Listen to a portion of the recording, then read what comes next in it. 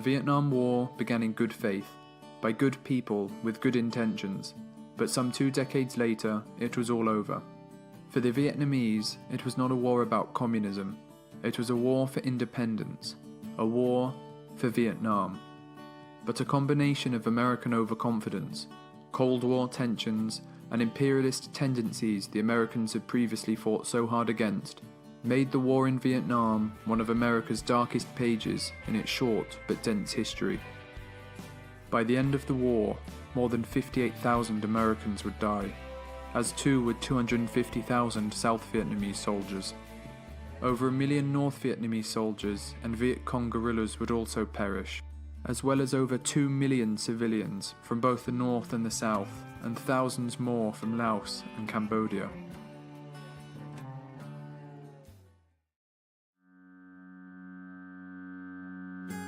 The French conquest of Indochina began in 1858. They boasted about bringing their civilization to Vietnam, beginning the construction of roads and bridges, but the Vietnamese did not take well to their French colonizers, just as they hadn't to earlier invasions by the Chinese. The French were the enemy, and the Vietnamese people struggled for independence. In 1919, at the end of the Great War, American President Woodrow Wilson went to Paris to help rebuild a new world, and advocated for the independence of colonized nations. Upon his stay in France, a man appeared with a petition for the president, signed by himself and other Vietnamese nationalists, asking that Vietnam too become an independent state. The president's secretary promised to show it to Wilson, but there is no evidence he ever did. Throughout his career, this man would go by some 70 names, but eventually settle for the most enlightened one, Ho Chi Minh. After taking part in a demonstration against a puppet emperor, Ho Chi Minh was marked for arrest and fled Vietnam in 1911, remaining in exile for 30 years. When he discovered the anti-colonial writings of Lenin, he became a communist. His fuel was for an independent Vietnam. By 1940, the Second World War had come. Germany had conquered most of Western Europe, including France, and the Japanese began to occupy Vietnam. To help fight the Japanese invaders, Ho Chi Minh returned to Vietnam and founded a revolutionary movement, which he named the Vietnam Independence League, the Viet Minh. This new fighting force grew quickly and relied on guerrilla warfare tactics, hit-and-run strategies that would later be used some 3 decades later when the Americans arrived. In the spring of 1945, 3 years after the Japanese attack on Pearl Harbor, the United States government were looking for ways to undermine Japanese forces in Vietnam when they were contacted by Ho Chi Minh. The OSS, the precursors for the CIA, supplied Ho and his guerrilla fighters with weapons and were impressed with how quickly they learned to handle them. Ho began to call his followers the Viet American Army and praised the United States as a champion of democracy. When 2 atomic bombs were dropped on Hiroshima and Nagasaki, Japanese surrender seemed imminent. Ho Chi Minh called upon all the people of Vietnam to rise up and take control of their country before the French could re-establish their rule. On the 2nd of September 1945, the same day as the Japanese surrendered, ending World War II, hundreds of thousands of people went to Ba Dinh Square in Hanoi to see Ho Chi Minh proclaim Vietnam independent. The future looked promising, but President Franklin Roosevelt, who had campaigned for a world of independent self-governing states, was now dead, and his successor, Harry Truman, was facing an entirely different world. The Soviet Union had occupied Eastern Europe and looked to spread further into Turkey, Greece and Iran. A Cold War had begun. The French warned if their colonies were to become independent under American assistance, France would have no choice but to fall under Soviet influence. The French poured thousands of men back into Vietnam with the help of American aid. In 1950, Communist North Korea invaded South Korea. Domino theory was at the height of political thought, the idea that if one nation fell to communism, others would as well. The United States sent tens of thousands of troops to push the invaders back north. They did so successfully, and it showed Western powers that communism in Asia could be contained.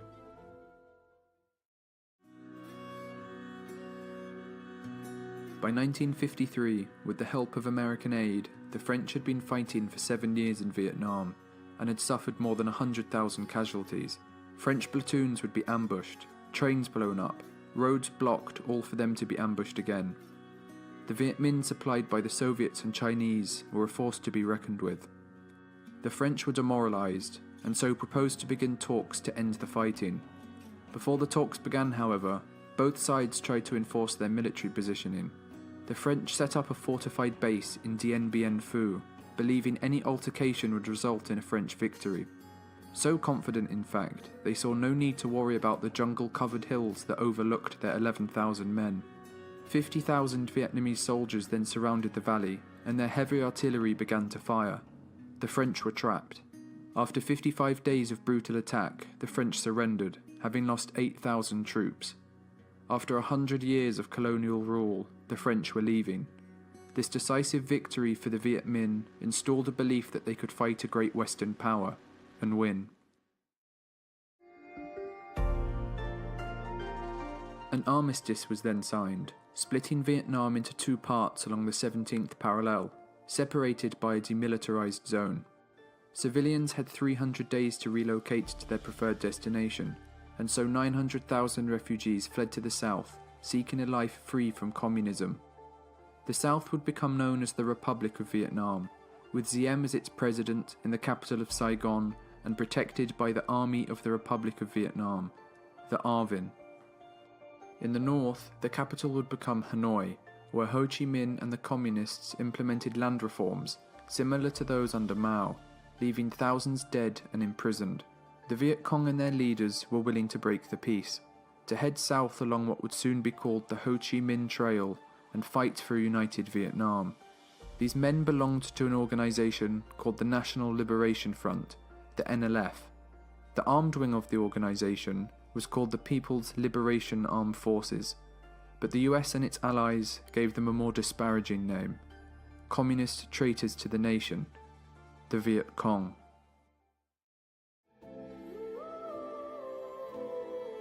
John F. Kennedy had been elected, and Cold War tensions were at new heights. The lessons from the Second World War were on every policymaker's mind. Aggressive dictatorships needed to be stopped before they constituted a serious danger to the peace of the world. A growing number of critics complained at Kennedy's leniency. He had failed to stop the construction of the Berlin Wall, and communism was spreading in Laos and Cambodia. So when time came for Vietnam, he couldn't be seen to do nothing. Kennedy's advisors insisted he should send ground troops into Vietnam to help the South push back the Viet Cong. Vietnam can't fall to communism, he was told, but he refused to send in troops. Instead, he sent an elite group of soldiers, the Green Berets, and military advisors to train and organize South Vietnam's military. Kennedy also took other steps, doubling their military funding, sending helicopters and armoured personnel carriers. But he also authorized the use of napalm, defoliants, and Agent Orange to deny cover to the Viet Cong and to destroy the crops that fed them. But the American build-up of personnel in South Vietnam worried Ho Chi Minh, who saw an invasion of the North as inevitable.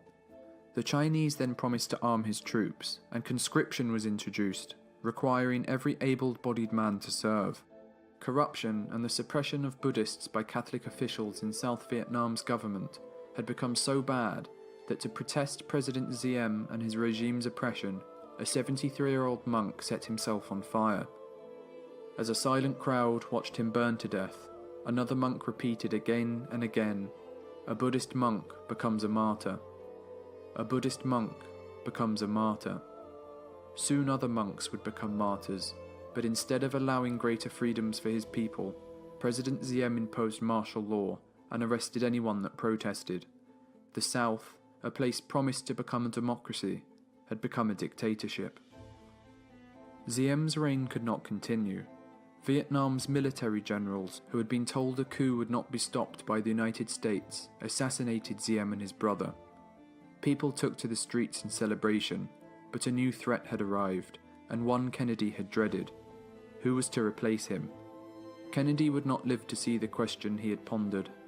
He was assassinated on the 22nd of November 1963, and his Vice President Lyndon B. Johnson was now in charge.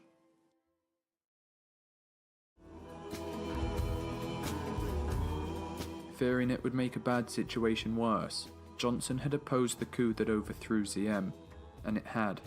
With Diem gone, the Viet Cong saw an opportunity and began to carry out attacks throughout the countryside. A new power struggle began in the south.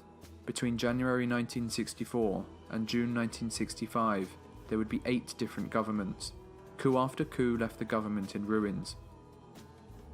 As the USS Maddox slowly moved through the Gulf, after issuing warning shots, it came under fire from a North Vietnamese torpedo squadron. Ho Chi Minh was shocked to hear of his Navy's attack, and the officer on duty was removed for impulsiveness. Ho Chi Minh demanded to know who gave the order to attack, but there are still disagreements to this day on who did. Back in Washington, the Joint Chiefs of Staff urged retaliation against Vietnam, but Johnson again refused. A second attack would have to happen to justify retaliation, Johnson argued, but no second attack ever did. Instead, sonar operators convinced themselves an attack from the North Vietnamese had probably occurred.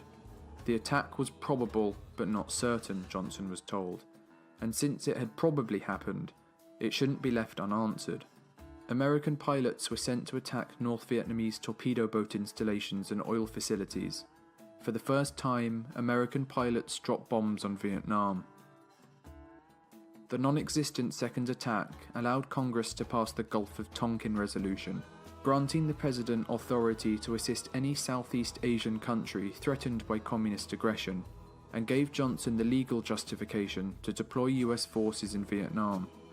In retaliation, North Viet Cong guerrillas shelled the American air base near Saigon, killing 5 Americans and destroying 5 B-57 bombers. Advisors again suggested to Johnson he should place troops on the ground and carry out an air attack on targets in the north, but he refused to send ground troops. The Viet Cong then struck an American helicopter base at Pleiku, killing 8 advisors and wounding hundreds more, and later blowing up a hotel, killing 23 Americans. Hoping to bomb them into surrender, Johnson responded on March 2, 1965, systematically bombarding targets, codenamed Operation Rolling Thunder. The president had changed his policy from retaliatory bombing to an all-out attack, something that was kept from the public. The American people couldn't know he had widened the war. Viet Cong attacks continued, but America couldn't leave. They were too heavily invested, and a withdrawal would make them look weak. So in March 1965, Johnson took the action he had avoided for so long. He was putting ground troops in Vietnam. It was no longer a fight against communism, as Pentagon papers later revealed. It was to avoid humiliation.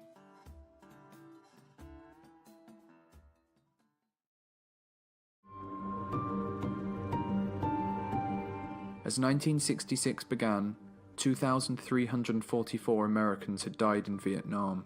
200,000 men were stationed there, with more on the way. The Viet Cong now controlled 3/4 of South Vietnam's countryside, moving their supplies and weapons through Laos and Cambodia. 12,000 miles of twisted jungle roadways, known as the Ho Chi Minh Trail. The Americans reasoned if the trail could be sufficiently damaged, the enemy wouldn't be able to sustain itself. 3 million tons of explosives would fall on the Laos portion of the trail alone, 1 million more tons than that dropped on Germany and Japan during World War II. As the months and years went on, and the death tolls of American troops were climbing, the American people were told not to worry. They were killing the enemy at a ratio of 10 to 1, but American mothers, fathers, sisters and brothers didn't care about the 10. They cared about the 1. General Westmoreland, who claimed he could win the war in 3 years, sent an urgent cable to Washington, asking for 200,000 additional troops. Robert McNamara, the Secretary of Defense, told Johnson he had 2 options: negotiate a compromise with Hanoi, or give General Westmoreland his men, but the chances of victory, he said, are no better than 1 in 3. Lyndon B. Johnson chose option 2, to send more men. He had been told the war was unwinnable, but hundreds of thousands of American troops were being prepared to be deployed to a war those in Washington knew was a lost cause. It wasn't just the Vietnamese the Americans were fighting, it was also the terrain. Soldiers would have to make their way through elephant grass, thorn bushes, bamboo 20 meters tall and jungle so thick it would take an hour just to move 100 feet. Finger-long black leeches caused wounds that quickly became infected, and sunlight rarely hit the jungle floor. Booby traps, landmines and grenades laced the terrain, often causing the loss of limbs or death. US soldiers also had to deal with M16 rifles that jammed in gunfights, often costing their lives. Although the enemy rarely won a battle, American victory rarely seemed to matter. Enemy soldiers were quickly replaced, and US soldiers were spread so thin it meant any land they captured and then left was quickly taken back by the enemy. By the end of 1967, 20,000 Americans would be dead, but those back home were told victory was in sight. There was light at the end of the tunnel. The protests intensified.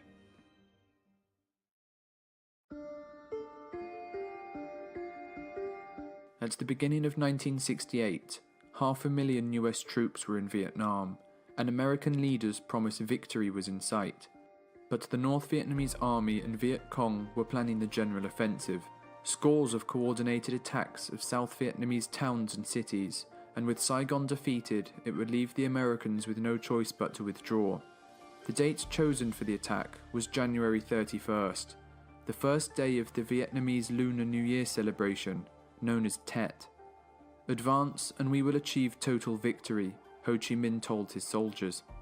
By January 30th, a 36-hour truce for Tet was in effect, and thousands of ARVN troops had gone home for the holiday.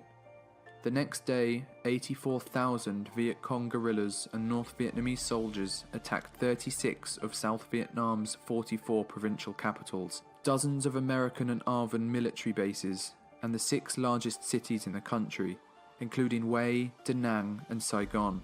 But as the fighting raged on, the plan the Viet Cong and NVA had put in place was not going well.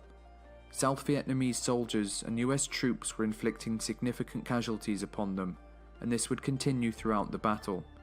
For the first time, the US soldiers could see what they were fighting.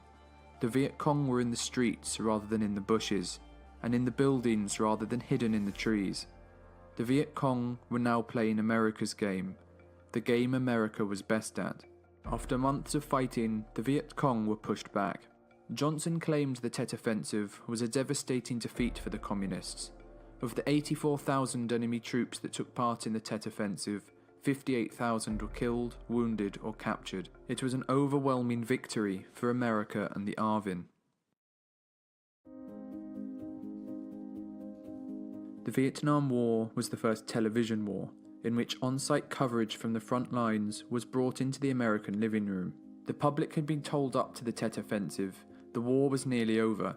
The North Vietnamese were so ground down that victory was in sight. So when the offensive was launched, it contradicted what the American people had been told, and it broke their trust in the government.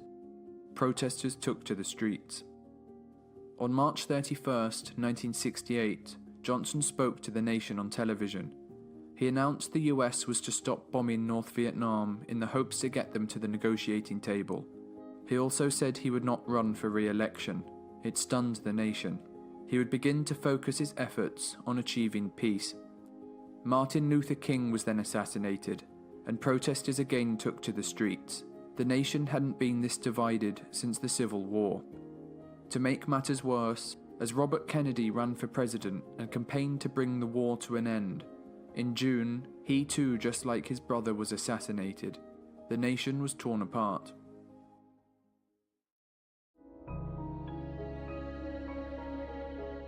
Richard Nixon was elected president on a program of ending the war and bringing a broken nation together.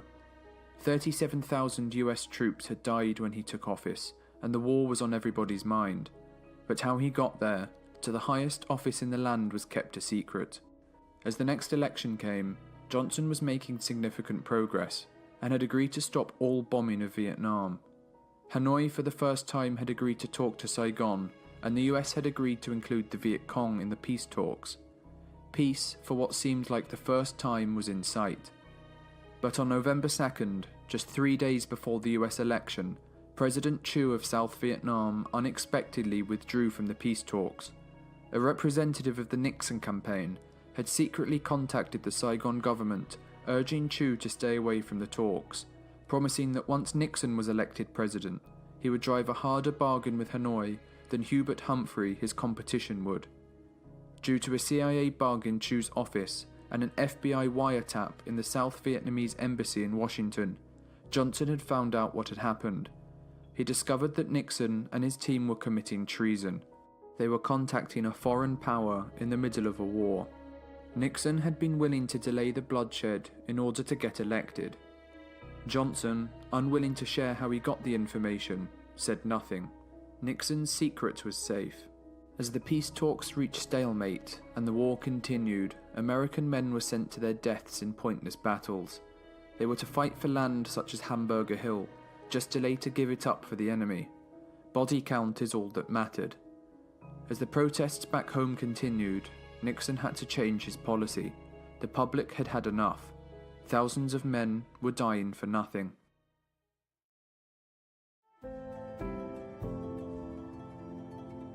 A policy of Vietnamization was to take place.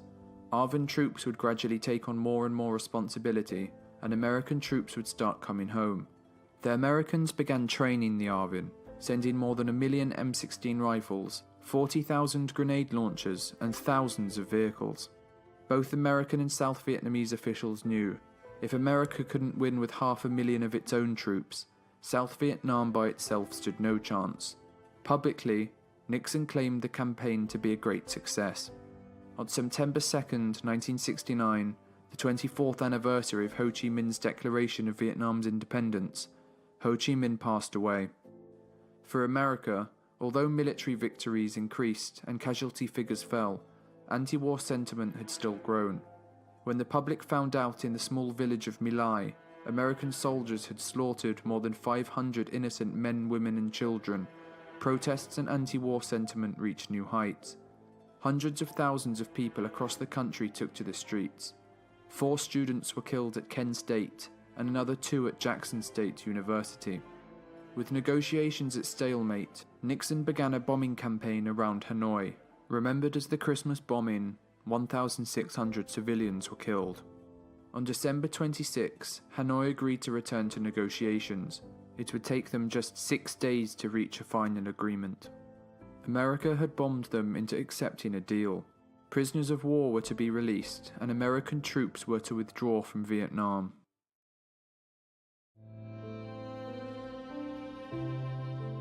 On March 29, 1973, the last American troops would leave South Vietnam. Only 200 Marines would remain, helping guard the American embassy and other buildings in Saigon, along with diplomats and CIA agents. The South and the North would fight on, and the population was once again caught in a brutal civil war. Nixon had pledged to South Vietnam that if Saigon were to be in trouble, the US Air Force would provide assistance to push the communists back just as they had done with the Easter Offensive. But in August 1974, Nixon had resigned amid the Watergate scandal, and Congress were in no mood to help. They cut South Vietnam's funds and assistance in half, and up to 20,000 ARVN troops were leaving the military a month. The Americans had provided guns but not enough bullets. They had provided planes but no pilots or training. They had provided trucks but no spare parts. Things in the South were quickly falling apart. The North pushed on south, defeating ARVN forces at every turn. After 30 years of civil war, Saigon was going to fall. Everything the Americans had fought and died to prevent was going to happen. Soldiers and civilians began to flee south to evade the North Vietnamese army, and President Chu resigned.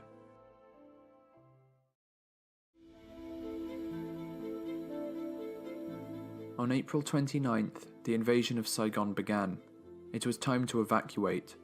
Helicopters would pick up groups of people and ferry them to aircraft carriers and ships, then to return to pick up more. When the ships were full, and to prevent more from coming, helicopters were pushed into the ocean. The South surrendered to stop further bloodshed. Many were sent to re-education camps for upwards of 10 years. ARVN graveyards were bulldozed or padlocked, and every effort was made to wipe away the memory of South Vietnam's regime.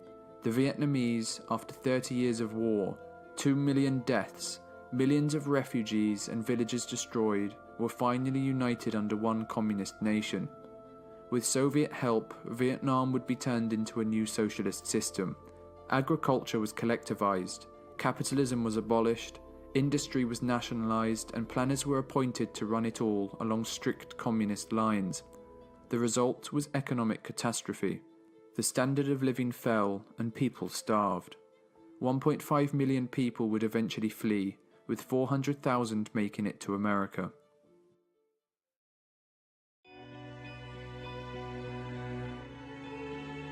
To paraphrase John Kerry, the Vietnam War brought everything into question.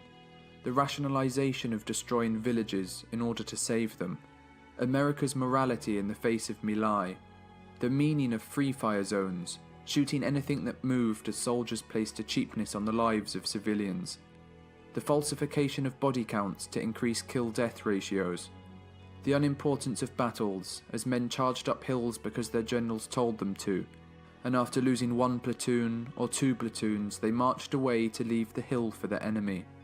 Pride allowed the most unimportant battles to be blown into extravaganzas because America couldn't lose and she couldn't retreat, and because it didn't matter how many lives were lost to prove that point. But for those who fought and died on all sides, risked their lives for their country, who showed bravery and sacrifice, they shouldn't be forgotten, for it was not a soldier's war, but a political war, for which America and Vietnam will never be the same.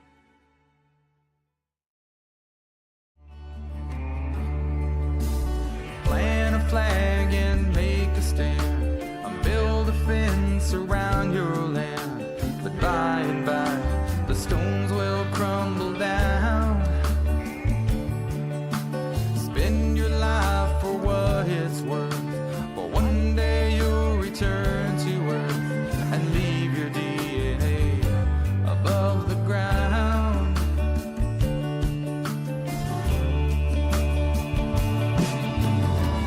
Whoa, we're only here for a short while. Better take it with a smile and try.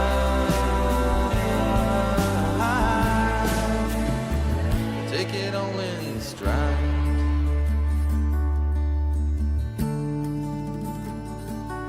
All in stride.